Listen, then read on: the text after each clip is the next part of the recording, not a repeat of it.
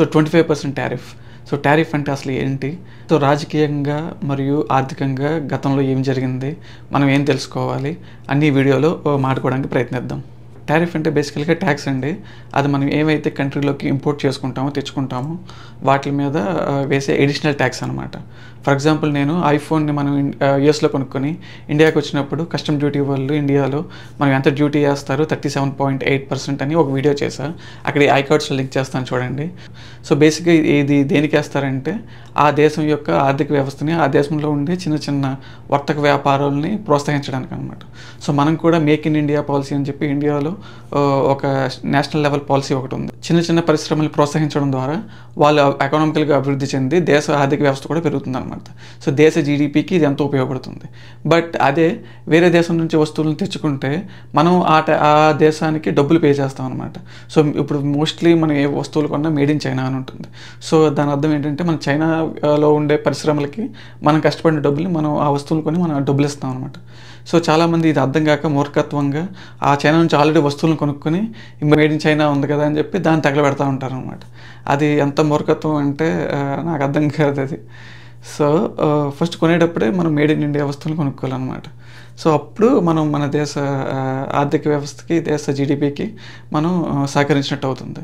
So అదేవిధంగా ఇప్పుడు అమెరికాలో కొత్తగా రాబోతున్న అడ్మినిస్ట్రేషన్ కూడా లోకల్గా made in US, America made in America అనే నినాదంతో సో లోకల్గా మ్యానుఫ్యాక్చరింగ్ తయారు చేస్తుంది అనమాట.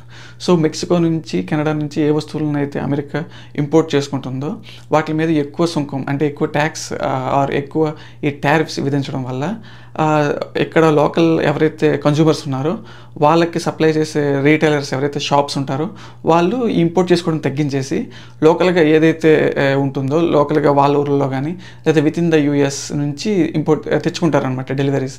దానివల్ల ఏమవుతుందంటే లోకల్గా ఉన్న వాటికి టారిఫ్స్ ఏమి ఉండవు కాబట్టి మీకు సేల్ ప్రైస్ చాలా తక్కువ రేటుకి వస్తుంది. సో కొంతమంది డబ్బున్న వాళ్ళు ఏంటంటే నాకు ఈ బ్రాండే కావాలని ఉంటుంది అనమాట. సో అలాంటి వాళ్ళ మీదకి ఈ టారిఫ్ ఏదైతే విధిస్తున్నారో వాళ్ళకి ఇది భారం పడుతుంది. ఎవరైతే కెనడా ప్రొడక్ట్సే కొంటాం, ఎవరైతే మెక్సికన్ ప్రొడక్ట్సే కొంటాం అని ఆ బ్రాండ్ వాల్యూ చూస్తారో వాళ్ళకి మీద వాళ్ళు కొనే కన్జ్యూమర్ ప్రైస్ పెరుగుతుంది అనమాట. సో వాళ్ళు ₹100 కొనేది ఆరు $100 కొనేది ఇప్పుడు $125 అవుతుంది లేదా ₹125 అవుతుంది అనమాట. సో ఇంతే.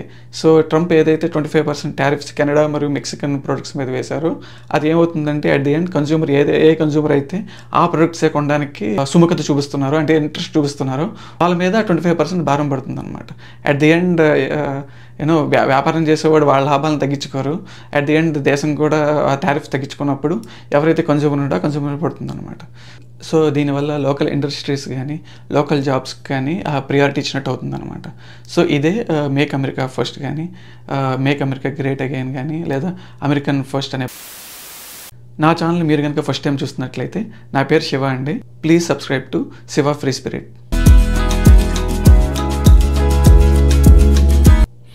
హలో యూట్యూబ్, అందరూ ఎలా ఉన్నారు? నా పేరు Shiva and welcome to my channel Shiva free spirit. ఈ వీడియోని పూర్తిగా చూడండి, చాలా విషయాలు మాట్లాడుకోబోతున్నాం. ఈ వీడియో కనుక నచ్చితే ఒక లైక్ అయితే ఇచ్చుకోండి. అండ్ ఈ ఛానల్ ఇంకా మీరు సబ్స్క్రైబ్ చేయనట్లయితే కింద సబ్స్క్రైబ్ బటన్ ఉంటుంది, సబ్స్క్రైబ్ చేసుకోండి. సో ఏ దేశమైనా దాని ఆర్థిక వ్యవస్థను పెంచుకోవాలి అంటే దాని దేశ జీడిపిని కానీ పెంచుకోవాలి అంటే భూభాగాన్ని పెంచుకోవాలి లేదా ఇప్పుడున్న గ్లోబలైజ్డ్ ఎకానమీలో వేరే దేశం మీద టారిఫ్స్ విధించి ఆ దేశ ఆర్థిక వ్యవస్థ నుంచి కొంత జీడిపిని లాక్కోవాలి. 1991 తర్వాత మన ఇండియాలో గ్లోబలైజేషన్కి మన ఎకానమీని ఓపెన్ చేసామన్నమాట. అంతకుముందు దాకా మనది క్లోజ్డ్ ఎకానమీ. అంటే దాని అర్థం బయట వాళ్ళు ఎవరు పెట్టుబడి పెట్టేవారు కాదు, మనం బయట నుంచి ఏది ఇంపోర్ట్ చేసుకునే వాళ్ళం కాదు, మనం బయట వాళ్ళతో ఎలాంటి బిజినెస్ చేసేవాళ్ళం కాదు. కానీ ఇక్కడ అమెరికా విషయానికి వస్తే ఇది capitalism, American dream, individualism, businesses, companies, innovations, అలాగే దాంతోపాటు టారిఫ్స్ కూడా. అదర్వైజ్ అమెరికా ఇప్పుడున్న పొజిషన్లో ఉండేది కాదు. సో మనం అమెరికన్ రెవల్యూషన్ ఆ టైంలో జరిగిన పాలిటిక్స్ గురించి మనం అబ్జర్వ్ చేస్తే ఆ టైంలో అమెరికా, బ్రిటన్, పోర్చుగీస్ వేరే దేశాలతో పోరాడేదన్నమాట. ఫర్ ఎగ్జాంపుల్ మీరు బోస్టన్ టీ పార్టీ చూస్తే సో అది వచ్చిందే ఇలాంటి టారిఫ్స్ మీద, అది తిరుగుబాటు అనమాట. సో అప్పుడంతా మనం పడవల మీద వర్తక వ్యాపారాలు చేసేవాళ్ళం. మనం చిన్నప్పుడు చదువుకునే ఉండుంటాం. పోర్చుగీస్ వాళ్ళు వాస్కో డి గామా వీళ్ళు షిప్‌ల మీద వచ్చి మన ఇండియాలో అయితే సౌత్ ఇండియాలో కేరళ దగ్గర మిరియాలతో వ్యాపారం చేసేవారని. మన కోస్టల్ సైడ్ నేను పుట్టిన కాకినాడ తీర ప్రాంతం అయితే మచిలీపట్నం బాగా వినిపించేదనమాట. సో మచిలీపట్నం పోర్టు ఎప్పటినుంచో ఇప్పుడు చెన్నై, విశాఖపట్నం పోర్టులు వచ్చాయి కానీ ఒకప్పుడు మనకి బ్రిటిష్ వారు రాకముందు మచిలీపట్నం చాలా పెద్ద పోర్ట్ అనమాట. సో మరి ఇప్పుడెందుకు ఆ పోర్టు అభివృద్ధి చెందట్లేదు, పోర్టులు అభివృద్ధి చేద్దాం అనుకున్న ఎక్స్ సీఎం ఎందుకు 11 సీట్స్కి పరిమితం అయ్యారన్నది ఎందుకన్నది మన ఎలక్షన్ కమిషనర్కే తెలియాలి. జూలై 4, 1789లో ఫస్ట్ టారిఫ్ యుఎస్ స్టార్ట్ చేసిందనమాట. అది డ్యూటీ రేట్ అని చెప్పి 5 నుంచి 15% దాకా వసూలు చేసేవారు. 5% వచ్చి ఎసెన్షియల్ కమోడిటీస్ అనమాట, పాలు, గుడ్డు, అలాంటి ఇనీషియల్ లైక్ బ్రెడ్, మన ఇండియాలోకి వస్తే కందిపప్పు, బియ్యం అలాగా అనమాట. So essential quantities like car, petrol, phone, ఇలాంటి ఎసెన్షియల్ గోల్డ్, ఇలాంటి ఎసెన్షియల్ కమోడిటీస్కి 15% డ్యూటీ రేట్ ఉండేది. సో ఆ టైంలో ఇన్కమ్ ట్యాక్సెస్ లేని టైంలో ఈ డ్యూటీ రేట్ ద్వారా చాలా ఇన్కమ్ గవర్నమెంట్కి వచ్చేది. టారిఫ్ ఆఫ్ 1816 అన్నది ఒక ప్రొటెక్టివ్ టారిఫ్ అనమాట. బ్రిటిష్ నుంచి వచ్చే చీప్ మ్యానుఫ్యాక్చరర్స్ నుంచి అమెరికన్ మ్యానుఫ్యాక్చరింగ్ కాపాడడానికి చేసిన ప్రొటెక్టివ్ టారిఫ్ ప్లాన్ అనమాట. సో ఇక్కడ నార్త్ స్టేట్స్కి వస్తే మనకి టెక్స్టైల్ కానీ, స్టీల్ అండ్ మ్యానుఫ్యాక్చరింగ్ ఇండస్ట్రీస్ కానీ ఉండేవి. సౌత్ స్టేట్కి వస్తే అంత అగ్రికల్చరల్ బ్యాక్గ్రౌండ్ ఉండేసరికి ఎక్కువ వ్యవసాయం నుంచి ఉత్పాదైన ప్రొడక్ట్స్ని ఉండేవన్నమాట. సో వీళ్ళని ప్రొడక్ట్ చేయడానికి అంటే ఏదైతే ప్రొడక్ట్స్ బ్రిటిష్ నుంచి కానీ అప్పుడైతే ఎక్కువ బ్రిటిష్ నుంచి వచ్చామన్నమాట. అది ఇప్పుడు టైంలో చూస్తే మనకి ఎక్కువ ఏముంటాయి, మేడ్ ఇన్ చైనా నుంచి వస్తాయి. మోస్ట్లీ చైనా నుంచి ఇంపోర్ట్ చేసుకుంటూ ఉంటారు, ఎందుకంటే చైనా చాలా తక్కువ రేటుకి మ్యానుఫ్యాక్చర్ చేయగలదు కాబట్టి. సో కస్టమర్కి తక్కువ ప్రైస్ అందించాలంటే తప్పనిసరిగా చైనా నుంచి మనం ఇంపోర్ట్ చేసుకోక తప్పదు. అప్పట్లో పోర్చుగీస్, బ్రిటిష్ అండ్ ఫ్రాన్స్ వీళ్ళే ఎక్కువ, అండ్ డచ్ వీళ్ళే ఉండేవారు అనమాట. వాళ్ళు ప్రొడ్యూస్ చేసే చీప్ మ్యానుఫ్యాక్చరింగ్ నుంచి అమెరికన్ యొక్క మ్యానుఫ్యాక్చరర్స్ని కాపాడడానికి చేసిన ప్రొటెక్టివ్ టారిఫ్ ఇదనమాట. సో సింపుల్గా చెప్పాలంటే టారిఫ్స్ వల్ల 3 విషయాలు జరుగుతాయి. జాబ్స్ కానీ, ఎకానమీ కానీ రన్ అవ్వడానికి ఉపయోగపడేది టారిఫ్స్ వల్ల. 2 లోకల్ మ్యానుఫ్యాక్చరర్కి సహకారం కింద ఉపయోగపడేది. 3 గవర్నమెంట్ ఆపరేషన్స్ రన్ చేయడానికి కానీ, యుద్ధాలకు కానీ కావాల్సిన ఫండ్స్ అన్నీ ఈ టారిఫ్స్ ద్వారా వచ్చేవన్నమాట ఆ టైంలో. సో ఇక్కడ గుర్తుపెట్టుకోవాల్సింది ఏంటంటే ఈ గ్లోబలైజ్డ్ ఎకానమీలో ఒకరు టారిఫ్ వేసినప్పుడు మరొక వారు కూడా రిటాలియేషన్ టారిఫ్ వేయచ్చు అనమాట. సో 2016లో ప్రెసిడెంట్ ట్రంప్ ఫస్ట్ టైం అయినప్పుడు సో ఇదే జరిగింది. అప్పుడు చైనాతో ఈ టారిఫ్ వార్ జరిగేదన్నమాట. సో చైనాని టారిఫ్ కింగ్ అని ఆయన చాలాసార్లు ప్రెస్ మీట్లో ప్రస్తావించడం జరిగింది. సో ఎప్పుడైతే చైనా మీద టారిఫ్ చేయడం మొదలెట్టారో సో ఇక్కడ చైనా కూడా అమెరికా మీద టారిఫ్ విధించడం జరిగిందనమాట. సో ఇప్పుడున్న ఈ 21st సెంచరీలో యుద్ధాలు ఈ టారిఫ్ ద్వారా కూడా జరుగుతున్నాయి అన్నమాట. సో ఎవరి మీద ఎక్కువ టారిఫ్ వేస్తారనడంలో కూడా ఎవరి పెత్తనం ఎవరి మీద ఎక్కువ ఉందన్నది కూడా అర్థమవుతుంది. సో అదే మనం చూడొచ్చు అనమాట. సో ఇక్కడ కెనడా, మెక్సికో, చైనా కూడా వాళ్ళ అమెరికన్ గూడ్స్ మీద టారిఫ్స్ విధిస్తున్నారు. సో 2018లో ట్రంప్ అడ్మినిస్ట్రేషన్ కెనడా గవర్నమెంట్ మీద అల్యూమినియం ప్రొడక్ట్స్ మీద టారిఫ్స్ విధించినప్పుడు కెనడా కూడా అమెరికా నుంచి ఇంపోర్ట్ చేసిన ప్రొడక్ట్స్ అయినా మోటార్ బోట్స్, వైన్ కానీ, కెచప్స్ కానీ తయారు చేస్తారు. వాళ్ళ ప్రొడక్ట్స్ కెనడాలో ఎక్కువ రేట్లు పెరుగుతాయి అండ్ అలాగే తక్కువ ఇంపోర్ట్ చేసుకుంటాయి అన్నమాట కెనడా రిటైల్ షాప్స్. దానివల్ల ఏమవుతుందంటే అమెరికన్ మ్యానుఫ్యాక్చర్కి లాసెస్ వస్తాయి. ఇక్కడ మెక్సికో విషయానికి వస్తే మెక్సికో కూడా మన అమెరికా నుంచి చాలా ప్రొడక్ట్స్ ఇంపోర్ట్ చేసుకుంటుంది అనమాట. పోర్క్ కానీ, చీజ్ కానీ, యాపిల్స్ కానీ. సో ఇక్కడ మెక్సికో కూడా టారిఫ్ విధించడం వల్ల అమెరికన్ ఎవరైతే ఫార్మర్స్ ఉన్నారో వాళ్ళకి చాలా ఇబ్బంది కలుగుతుందన్నమాట. ఇక్కడ గమనించాల్సిన విషయం ఏంటంటే అమెరికా అల్యూమినియంని చాలా ప్లేసెస్ నుంచి ఇంపోర్ట్ చేసుకుంటుంది అనమాట. ఇక్కడ అమెరికా కూడా అల్యూమినియం లాంటి మెటల్స్ని వేరే దేశాల నుంచి ఇంపోర్ట్ చేసుకుంటుంది. సో ఇలాగా ప్రతి దేశం వేరే దేశం మీద ఏదో ఒక రా మెటీరియల్ మీద డిపెండ్ అయి ఉంటుందన్నమాట. ఎందుకంటే ఏ దేశము అన్ని రా మెటీరియల్స్ని కలిగి అన్ని ఖనిజ వనరులను కలిగి ఉండదు. సో అందువలన ప్రతి దేశం ఈ గ్లోబలైజ్డ్ ఎకానమీలో వాళ్ళ ఎకానమీ రన్ అవ్వాలన్నా, వాళ్ళ వస్తువులు మ్యానుఫ్యాక్చర్ చేసుకోవాలన్నా, ఆ వస్తువులు వాడాలన్నా వేరే దేశం మీద డిపెండ్ అయ్యి వేరే దేశం నుంచి తప్పనిసరిగా ఇంపోర్ట్ చేసుకోవాలి. సో ఎప్పుడైతే ఈ టారిఫ్లు విధించడం వల్ల ఏమవుతుందంటే ఎకానమీ అప్పుడప్పుడు అప్ అండ్ డౌన్ అవుతాయి. సో కొంచెం ఎకానమీ మీద నాలెడ్జ్ ఉండి ఈ మూమెంట్స్ని అబ్జర్వ్ చేసేవాళ్ళు ట్రేడింగ్లో కానీ, స్టాక్ మార్కెట్లో ఆప్షన్స్ ట్రేడింగ్ చేసి చాలా తక్కువ సమయంలో ఎక్కువ మొత్తంలో సంపాదించవచ్చు అనమాట. సో చాలామంది తెలియక నెట్లోనో యూట్యూబ్లోనో చూసి ఆప్షన్స్ ట్రేడింగ్ తెలియకుండా చేసి చాలా లక్షల డబ్బులు కానీ ఇండియాలో అయితే, యూఎస్లో అయితే వేల డాలర్స్ పోగొట్టుకుంటూ ఉంటారు అనమాట, కష్టపడి సంపాదించిన ఆఫ్టర్ ట్యాక్సెస్ మనీ. సో దయచేసి ఎలాంటి యూట్యూబ్లో ఆప్షన్స్ ట్రేడింగ్ లాంటివి చూసి దిగి మీరు మీ కష్టపడి సంపాదించిన డబ్బుని పోగొట్టుకోకండి. సో చైనా విషయానికి వస్తే చైనా కూడా 25% టారిఫ్ అమెరికన్ గూడ్స్ మీద ఇంపోజ్ చేస్తుందన్నమాట. ఫర్ ఎగ్జాంపుల్ సోయాబీన్స్ కానీ, కార్స్ మీద కానీ, ఆర్ పీతలు, లాబ్స్టర్స్, మన దగ్గర వాడతాం కదా, రొయ్యలు కాదు పీతలు, క్రాబ్స్, మన క్రాబ్స్ అంటాం, ఇక్కడ లాబ్స్టర్స్ అంటారు, చాలా పెద్దగా ఉంటాయి అన్నమాట. సో వాటిని కూడా చైనా అమెరికా నుంచి ఇంపోర్ట్ చేసుకుంటుంది. చైనా అమెరికా మీద డిపెండ్ అయి ఉందన్నమాట ఈ 3 వస్తువుల మీద. సో అవి 3 ఇంపోర్ట్ చేసుకునేటప్పుడు కూడా వీటి మీద టారిఫ్ విధిస్తుంది. దానివల్ల అమెరికాలో ఈ 3 ప్రొడ్యూస్ చేసే మ్యానుఫ్యాక్చర్కి చాలా ఇబ్బంది కలుగుతుంది అనమాట. ఈ టారిఫ్స్ పెంచడం వల్ల ఆ దేశం వాళ్ళు, చైనా వాళ్ళు ఈ కార్స్ కానీ, సోయాబీన్స్ కానీ, ఆర్ లాబ్స్టర్స్ కానీ తక్కువ ఇంపోర్ట్ చేసుకుంటారు అనమాట. దానివల్ల అమెరికాలో మ్యానుఫ్యాక్చర్ చేసే వాళ్ళకి తక్కువ సేల్ అవుతాయి, వాళ్ళు ఎక్కువ తయారు చేసినవి మిగిలిపోతాయి అనమాట. దానివల్ల వాళ్ళకి లాసెస్ వస్తుంది. సో ఇలాగ ఒక చిన్న టారిఫ్ పెంచడం వల్ల చాలా వ్యవస్థలు అతలాకుతలం అవుతాయి అనమాట. మ్యానుఫ్యాక్చర్కి ఏమో లాస్ వస్తుంది, కన్జ్యూమర్కి ఏమో వాళ్ళు అనుకున్నది దొరకదు, రేట్లు పెరిగిపోతాయి, వస్తువుల రేట్లు పెరిగిపోతాయి కన్జ్యూమర్కి. సో ఈ టారిఫ్స్ వల్ల చాలా పెద్ద కంపెనీలు బిలియన్స్ ఆఫ్ డాలర్స్ లాసెస్ అవుతాయి అనమాట. సో ఏ కంపెనీలు స్టాక్ మార్కెట్లో ట్రేడ్ అయ్యేవి, అమెరికాలో టాప్ 50లో ఉన్న కంపెనీలో ఏ కంపెనీ ఇంపాక్ట్ అవుతుందో మీరు ఆ నాలెడ్జ్ పెంచుకోవడానికి ప్రయత్నించండి. ఆప్షన్స్ ట్రేడింగ్ ఉంది, ఎవరైనా చేయగలరు, నాలెడ్జ్ ముఖ్యం కదా. చైనాతో 2016 తర్వాత చాలా ట్రేడ్ వార్స్ జరిగినాయి అనమాట ఈ టారిఫ్ విషయంలో. వీళ్ళు అమెరికన్ గవర్నమెంట్ టారిఫ్స్ విధించడం చైనా ప్రోడక్ట్స్ మీద, దెన్ రిటాలియేటరీ టారిఫ్స్ కింద చైనా అమెరికా ప్రోడక్ట్స్ మీద విధించడం, ఇలాగే చూసాం అనమాట tariff war. So Trump proposal ఏంటంటే చైనా మీద అడిషనల్ 10% టారిఫ్ విధించడం, అలాగే చైనా అండ్ కెనడా ప్రొడక్ట్స్ మీద 25% టారిఫ్ విధించాలని అనుకుంటున్నారనమాట. సో ప్రతి సంవత్సరం $1 ట్రిలియన్ ఈ 3 కంట్రీస్ నుంచి, చైనా మరియు కెనడా మరియు మెక్సికో నుంచి అమెరికా చేస్తున్న ఈ ట్రేడ్ ఆల్మోస్ట్ $1 ట్రిలియన్. సో ఈ $1 ట్రిలియన్లో కెనడా అండ్ మెక్సికోలో వచ్చే భాగంకి 25% ఎక్స్ట్రా వస్తుంది. అలాగే చైనా నుంచి జరిగే వర్తక వ్యాపారంలో అడిషనల్ 10% అమెరికాకి ఈ 2025 నుంచి నెక్స్ట్ 4 years వస్తుందన్నమాట. ఇక్కడ ఈ టారిఫ్స్ వల్ల మనీ ఒకటే కాదు, ఈ టారిఫ్స్ వెనకాల వేరే ఒక రీజన్ కూడా ఉంది. అదేంటంటే ఒక తెలియకుండా చాప కింద నీరులా జరుగుతున్న ఇల్లీగల్ ఇమిగ్రేషన్ అనమాట. సో మనం చూస్తే అమెరికాకి నార్త్ సైడ్ కెనడా ఉంటుందన్నమాట, సౌత్ సైడ్ చూస్తే మీకు మెక్సికో బార్డర్ ఉంటుంది. సో 2016లో కూడా ట్రంప్ ప్రెసిడెంట్ అయిన తర్వాత మెక్సికో బార్డర్లో వాల్ కట్టాలి అని చెప్పి, బిల్డ్ ద వాల్ అని చెప్పేసి వాల్ కూడా కట్టడం జరిగింది. చాలామంది undocumented immigrants without any document లేకుండా బార్డర్ క్రాస్ చేసి యుఎస్లోకి ఎంటర్ అవుతున్నారు అనమాట. సో వాళ్ళని కంట్రోల్ చేయడం కుదరట్లేదు. ఈ ఇల్లీగల్ ఇమిగ్రేషన్తో పాటు another problem drug trafficking. So Mexico నుంచి అండ్ అలాగే కెనడా బార్డర్ నుంచి ఇల్లీగల్ డ్రగ్స్, హానికరమైన మాదక ద్రవ్యాలు కూడా ఈ కంట్రీలోకి ఇంపోర్ట్ అవ్వడం ఇక్కడ అమెరికాలో కలుగుతున్న మరొక సమస్య అన్నమాట.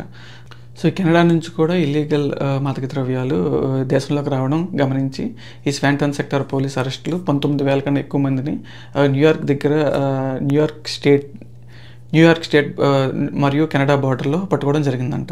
సో కెనడా బార్డర్లో ఎందుకు జరుగుతుందంటే మెక్సికో కన్నా కెనడా బార్డర్లో ఈ చెకింగ్ అసలు తక్కువగా ఉందంట. సో 100 బ్యాగ్స్ ఉంటే ఓన్లీ 1 బ్యాగ్ మాత్రమే అక్కడ చెక్ చేస్తున్నారంట. దానివల్ల ఈ కెనడా నుంచి ఎక్కువ ఈ మాదక ద్రవ్యాలు దేశంలోకి రావడం జరుగుతుంది. సో ప్రెసిడెంట్ ట్రంప్ చెప్పేది ఏంటంటే, మీరు మా ప్రొడక్ట్స్కైనా డబ్బులు ఎక్కువ పే చేయండి, సో దట్ ఆ డబ్బుల్ని మేము బార్డర్ సెక్యూరిటీకి ఎక్కువ యూజ్ చేస్తాం, ఏదో వాల్ కట్టడమో లేదా వచ్చే జనాల్ని మోర్ స్క్రూటనైజ్ చేయడమో చేస్తాం, లేదా మీరు మీ దగ్గర చేయండి, దానివల్ల మేము రేట్లు టారిఫ్ విధించాల్సిన అవసరం ఉండదు. సో మీరే ఎక్కువ చెకప్ చేసి మీ దగ్గర నుంచి మీరు వద్దనుకుంటున్న ట్రాష్ని మా దేశంలోకి పడేయకుండా మీరు ఉంచుకున్నట్లయితే మేము ఈ టారిఫ్ విధించాల్సిన అవసరం లేదు అని చెప్పి ఆయన క్లియర్గా ఓపెన్గా చెప్పడం జరుగుతుంది. సో ఈ టారిఫ్స్ పెంచడానికి, కెనడాని 51st స్టేట్గా యూఎస్లో కలిపేయడానికి, గల్ఫ్ ఆఫ్ మెక్సికోని, పనామా కాలువని కలిపేసుకోవడానికి, అలాగే గ్రీన్లాండ్ కూడా కొనేయడానికి ఆ సంబంధం ఏంటో తెలుసుకుందాం. సో ఈ టారిఫ్స్ వల్ల మెయిన్గా ఆయన చెప్పే సందేశం ఏంటంటే, అమెరికా ఫస్ట్ అనే పాలసీని ఆయన క్లియర్గా చెప్తున్నారనమాట పదవిలోకి రాకముందే. సో ఈ టారిఫ్స్ అన్నది ఒక ఫస్ట్ స్టెప్ మాత్రమే. ఓకే, గ్రీన్లాండ్ గురించి మాట్లాడుకుందాం. ఈ గ్రీన్లాండ్ అంటారు కానీ అది గ్రీన్గా ఉండదు, కంప్లీట్గా వైట్గా ఉంటుంది అనమాట, because it's full of ice. So అఫీషియల్గా గ్రీన్లాండ్ వచ్చి డెన్మార్క్కి సంబంధించింది అనమాట. డెన్మార్క్ చట్టపరంగా డెన్మార్క్లోని భూభాగం. మనం ఇప్పుడు భౌగోళికంగా చూస్తే రష్యా భూభాగం కానీ, కెనడా కానీ, గ్రీన్లాండ్ కానీ ఇలాగ నార్త్ పోల్కి దగ్గరగా ఉన్న భూభాగం ఏదైతే ఉందో అక్కడ స్పేస్ రీసెర్చ్ కానీ స్పేస్ టెక్నాలజీకి కలిగిన చాలా ఖనిజ లవణాలు రా మెటీరియల్ భూమి లోపల ఉందన్నమాట. సో అందుకే రష్యా అమెరికాతో పోటీ పడే అంత నెంబర్ 1 స్టేట్లో ఉండడానికి కారణం అలాంటి మంచు ప్రాంతంలో బయట తిరగడానికి ఉండదండి. అంత చాలా చలిగా ఉంటుంది, అంత మంచుతో కబ్బడి ఉంటుంది ఎప్పుడు every through out the year అనమాట. త్రూ అవుట్ ద ఇయర్ ఎప్పుడు మంచుతో కబ్బడి ఉంటుంది. అయినా అది అమెరికాతో పోటీ పడే అంత బలమైన శక్తి కలిగే దేశంగా ఎలా ఎదిగిందంటే దాని దగ్గర ఉన్న ఈ స్పేస్ టెక్నాలజీకి కావాల్సిన మినరల్స్ రా మెటీరియల్ భౌగోళికంగా అది కలిగి ఉండడం. సో మీ గ్రీన్లాండ్కి వచ్చి చూస్తే ఇక్కడ అదే పరిస్థితి అనమాట. సో ఈ భూమి కింద చాలా స్పేస్ టెక్నాలజీ కానీ దానికి కావాల్సిన రా మెటీరియల్ కానీ స్టోన్స్ ఉన్నాయన్నమాట. సో సేమ్ థింగ్ కెనడా భూభాగం అంతా మంచుతో కప్పబడి చాలా అన్యూజ్డ్ ల్యాండ్ ఉంటుంది, కానీ ఆ ల్యాండ్ అంతా చాలా విలువైంది అనమాట. సో మీరు కెనడాకి కూడా చూస్తే ఓన్లీ మేజర్గా మెయిన్ 3 సిటీస్ ఉంటాయి, బాగా క్రౌడెడ్గా ఉంటాయి, రియల్ ఎస్టేట్ కూడా చాలా ఎక్కువగా ఉంటుంది. సో అది దాటిందంటే అది కంప్లీట్ ఫారెస్ట్ అనమాట. ఫారెస్ట్ బేర్ ల్యాండ్ కంప్లీట్ స్నోతో కప్పబడి ఉంటుంది అనమాట. మీకు ట్రాన్స్పోర్ట్ కూడా చాలా కష్టం. అనదర్ అడ్వాంటేజ్ ఏంటి గ్రీన్లాండ్కి, ఆర్కిటిక్ ఫేజ్ ఇప్పుడు మనం మంచు కరుగుతుంది కదా ఈ క్లైమేట్ చేంజ్ వల్ల. సో ఏమవుతుందంటే క్లైమేటిక్ చేంజ్ వల్ల మంచు కరగడం వల్ల చాలా ల్యాండ్ ఎక్స్పోజ్ అవుతుంది అనమాట. దానివల్ల ఇప్పుడు సూయజ్ కెనాల్ అండ్ మనకి వేరే కెనాల్స్ ఉన్నాయి కదా, కెనాల్ రూట్స్. సో అలాగా ఫ్యూచర్లో కమింగ్ 50 ఇయర్స్లో ఈ ఆర్కిటిక్ వేలో మనకి కొత్త ట్రేడ్ రూట్స్ ఏర్పడచ్చు అనమాట. సో ఆ భూభాగంలో ఎప్పుడైతే మనకి ఫుట్ హోల్డ్ బలంగా ఉంటుందో, ఫర్ ఎగ్జాంపుల్ గ్రీన్లాండ్ అండ్ మనకి బ్రిటన్ పైన డెన్మార్క్, ఫిన్లాండ్ ఈ ఏరియాలో ఉండే సీ రూట్స్ ఏవైతే మన నార్త్ పోల్ ఆర్కిటిక్ ఏరియాలో ఉండే సీ రూట్స్ ఏవైతే ఉన్నాయో ఆ రూట్స్లో ఎక్కువ బలం ఉండాలన్నమాట. ఎందుకంటే మీరు గమనిస్తే ఈ మన భూమి మీద జరిగే ఎక్కువ ట్రేడింగ్ సీ రూట్ ద్వారానే జరుగుతుంది అనమాట. అందుకే సూయజ్ కెనాల్కి అంత డిమాండ్. ఈజిప్ట్ ఆ రాష్ట్రం అదంతా దేశం అంతా ఆర్థికంగా జరగడానికి ఆ సూయజ్ కెనాల్ నుంచి వచ్చే చాలా వరకు ఇన్కమ్. సో అమెరికా ఫ్యూచరిస్ట్గా ఆలోచించి ఈ ఆర్కిటిక్ ఏరియాలో తన ఫ్యూచర్ ట్రేడ్ రూట్కి ఆల్రెడీ బేస్మెంట్ అండ్ పునాది వేసుకోవడానికి రెడీగా ఉంది. సో ఈ గ్రీన్లాండ్ కొనాలన్నది ఇది ఫస్ట్ ప్రపోజల్ కాదు. 1946లో $100 మిలియన్ ప్రపోజల్ జరిగింది. సో 2019లో కూడా ట్రంప్ చెప్పడం జరిగింది తను గ్రీన్లాండ్ కొనాలనుకుంటున్నారని చెప్పి. బట్ ఎంత కొనాలనుకుంటున్నది ఎలాంటి ఆఫర్ చేయలేదన్నమాట. బట్ 1946లో US secretary of state James Byrnes అనే అతను $100 మిలియన్ గోల్డ్ రూపంలో కొంటానని చెప్పి అడగడం జరిగింది. సో ఇప్పుడున్న లెక్క ప్రకారం చూస్తే మేబీ 1 ట్రిలియన్ ఉండొచ్చు. బట్ న్యూస్ ప్రకారం మనకు తెలిసిన పబ్లిక్ సోర్స్ ప్రకారం డెన్మార్క్ కానీ గ్రీన్లాండ్ కానీ they are not for sale.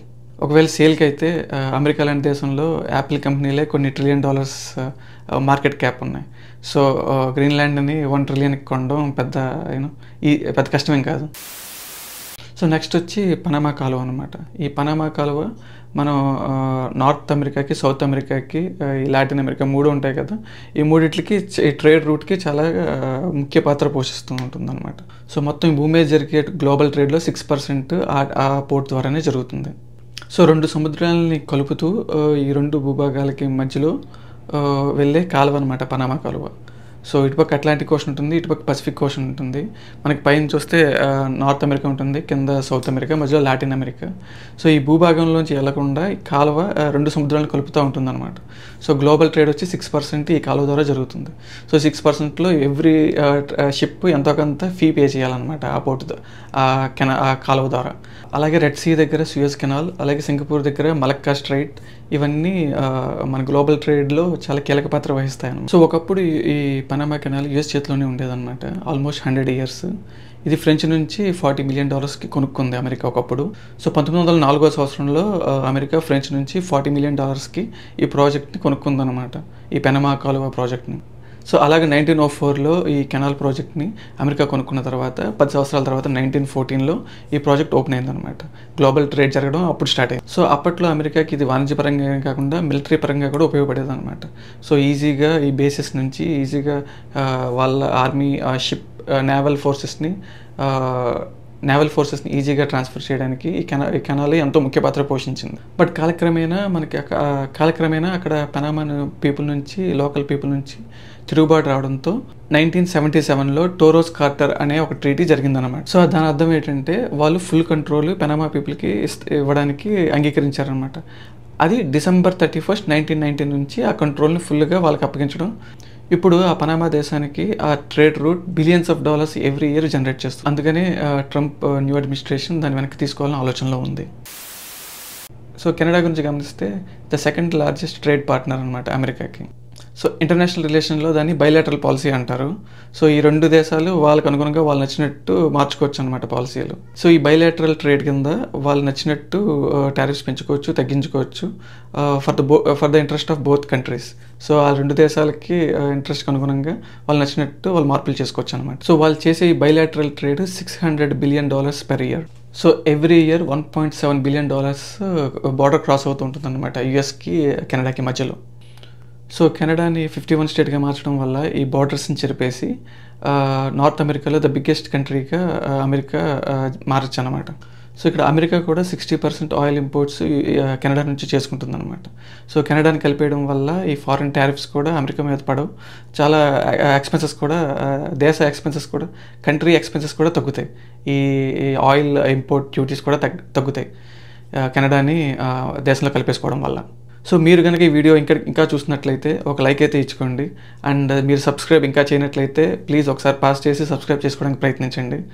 ఇక్కడ మనం జరుగుతున్న విషయాలు గమనిస్తే స్టార్టింగే ఇంకా పదవిలోకి రాకముందే వేరే దేశాలు ఏ దేశాలతో అయితే ఎక్కువ ఎకనామికల్ లావాదేవీలు జరుగుతాయో వాళ్ళు సో ఇది నాకు కావాలి అని ఒక బార్ సెట్ చేయడం ద్వారా మన డిమాండ్స్ కంప్లీట్గా వాళ్ళు ముందు పెట్టడం ద్వారా ఈ బేరాలు జరగడం స్టార్ట్ అవుతాయి అనమాట. సో వాళ్ళు 25 డిమాండ్స్ చేయడం వల్ల అదర్ పార్టీ ఒప్పుకోవచ్చు, లేదా అదర్ పార్టీ కౌంటర్ ఆఫర్ ఇవ్వచ్చు అనమాట. సో దీన్ని ఇంటర్నేషనల్ రిలేషన్స్లో డిప్లొమాటిక్ ఫ్లెక్సిబిలిటీ అంటారు. సో ఇక్కడ వస్తే దేశమే వస్తుంది, రాకపోతే ఎంతో కొంత అడిషనల్ రెవెన్యూ వస్తుంది. సో ఇది ఆల్రెడీ గతంలో జరిగింది.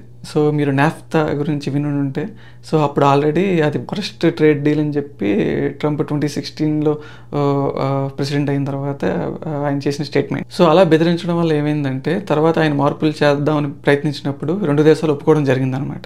లేదంటే ఫస్టే మార్పులు చేస్తా ఉన్నప్పుడు అసలు ఒప్పుకునేవారు కాదు. ఈ వీడియోకి మరింతే. Thank you so much for watching. వచ్చే వీడియోలో మరిన్ని విషయాలు మాట్లాడుకుందాం. Thank you so much for watching. I will see you all in the next video.